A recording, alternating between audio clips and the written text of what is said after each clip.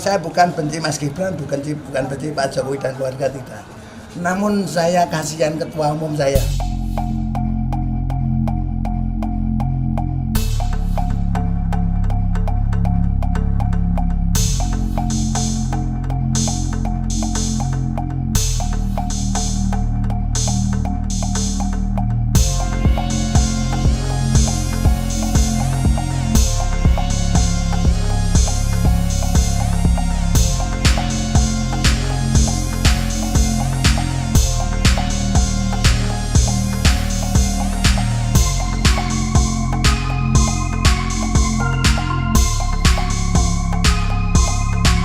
Surat sudah saya kirimkan. Jadi begini loh, maksud tujuan saya.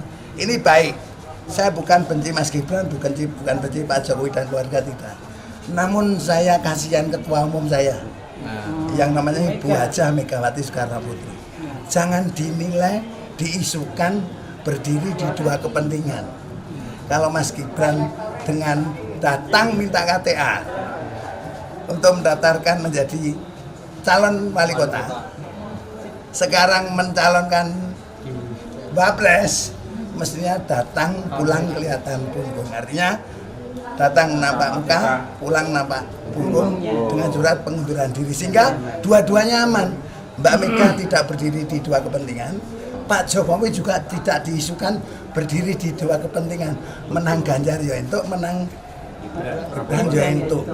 Tadi sampai ini belum ya Pak ya? Okay. Belum ya? Belum Pak, belum beliau. Belum.